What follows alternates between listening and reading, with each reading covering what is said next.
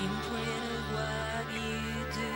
So I turn up the sound and you are nowhere. The Geek Legion of Doom awaits you. Join us if you dare.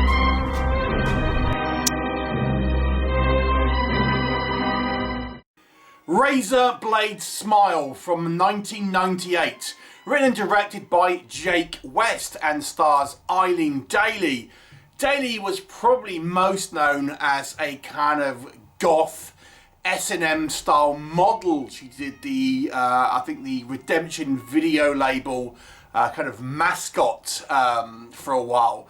And she's front and centre as our main character, Lilith, a vampire assassin. So what is the story?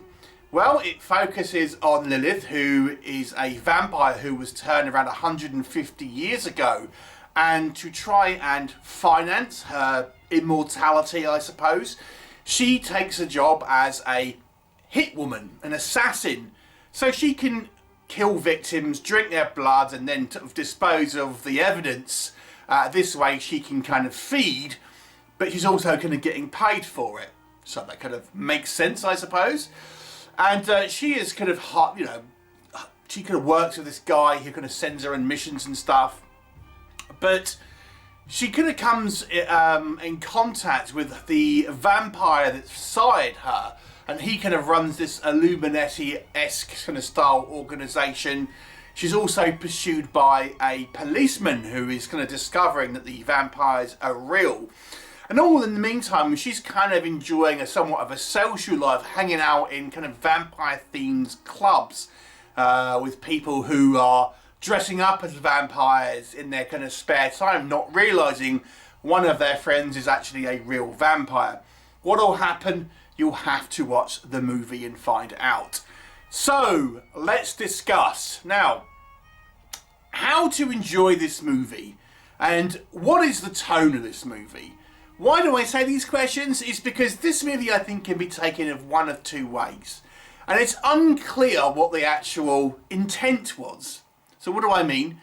This can either be taken as a kind of parody, almost like a spoof of the kind of the 90s cool goth look, the vampire kind of subculture, all the kind of the S&M style aesthetics, and in which case that's the one way you can take it. The other way is that you can take this movie at face value and just try to imagine this is what it thinks cooler looks like, at least in 1998. I mean, I'm not saying this movie doesn't have some intentional jokes in it, it does, but at the same time it feels like it's kind of taking this stuff to be actually cool. Let's talk about what works in this movie's favour. So, depending on the intent, really, or maybe the intent doesn't matter. Maybe it's just how you perceive it, because it's so sort of in your face in regards to this is cool. I mean, think kind of like this came out the same year as Blade. But we're all talking the kind of the PVC leather kind of bondage gear, the kind of the S&M kind of aesthetic, lots of kind of like over the top sort of you know, goth vampire-esque kind of looks and things like that. It's so in your face, you can't help but think, is this parodying this kind of look?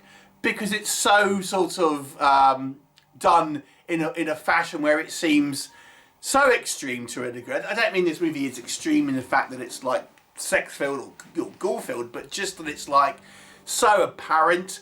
It almost feels like it's actually taking a parody of these things. But knowing that Eileen Daly was legitimately involved in the kind of like the alternative model scene, I'm not so sure it was the intent. But whatever it is, I think you can enjoy this movie as a sort of like amusing look at what cool looked like, at least in counterculture in the kind of the late 90s, because it's so sort of like over the top and goofy and almost trying too hard. In that respect, you can enjoy it in that respect. Maybe it was the intent, I don't know. If it is trying to take it seriously and trying to play it more straight, then you know the movie certainly is a relic of that kind of time period and really should be viewed as such. And in some respects, you might kind of like the kind of the 90s kind of air quote cool factor. Certainly, with the time. I mean, Matrix came out I think a year later. But it was in that kind of era where, you know, everyone was wearing sunglasses inside. It was long leather coats, PVC bodysuits and such. It was a time to be alive. You know, I enjoyed that period as much as anyone else my age. But, you know, it certainly has a somewhat of a time capsule feel to it to a certain degree.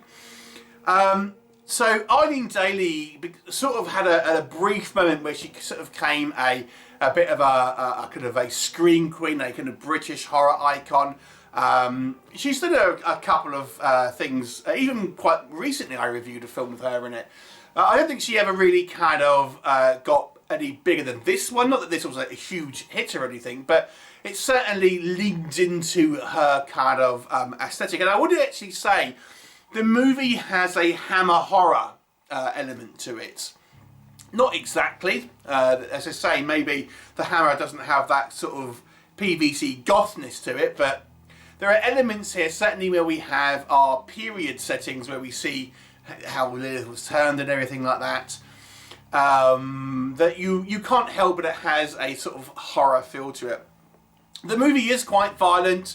There's lots of kind of practical blood and stuff like that. It's not overly gory, but certainly there's a lot of kind of blood effects. And certainly if you are a person that really enjoys vampire, content, this movie I think has plenty of that. And there are some kind of interesting ideas here.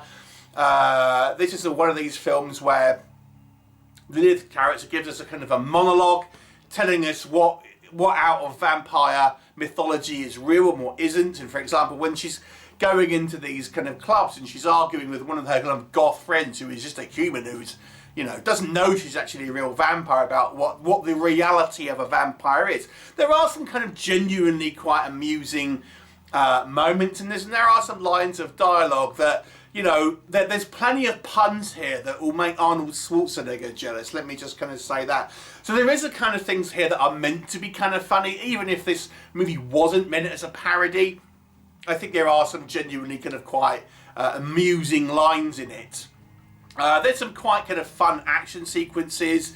You know, we've got all the kind of the bad guys in their kind of like their shades trying to look mean and all of that, whilst we have our female dressed up in PVC with a kind of samurai sword slicing through them.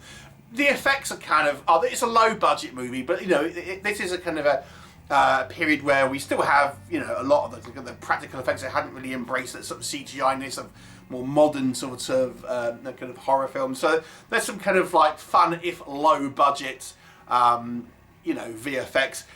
Eileen Daly, she's not the best actress, it must be said, but I think she still has a certain amount of charisma and charm I think carries through, and this is maybe why she's become a bit of a cult favourite. Maybe not legitimately a particularly strong actress necessarily, but certainly has enough kind of charisma and charm to make her watchable. And then there are a couple of characters who I think are a little more grounded. For example, our policeman. I think he comes across as more of a genuine sort of character, more grounded character, and even his scenes will remind you more of some of the kind of the more contemporary period sort of Hammer films and things like this. So, you know, there are some elements to be had, and as I say, the main thing here is that if you want some cheesy fun, this movie certainly delivers on that. What doesn't work? Okay, so do you think this movie is going to be for you in regards to what I've said so far? If you want to have this as you want to believe this movie was taking itself seriously, then it really is quite cheesy. I mean, it's so kind of like, it's quite camp, and I think there's an element to that which is on purpose, but I don't think maybe all of it at the very least. So it comes across as quite trite, particularly cheesy. It is not helped by some bad acting. Unfortunately, the majority of this cast are not strong actors. Some of the line delivery is pretty cringeworthy, and unfortunately, I say it is the majority of the cast. So maybe not everyone. We even get a small role from David Warbeck, but a lot of the cast here are not good at delivering lines, and the dialogue is as cheesy as 90s movies you could possibly hope to see.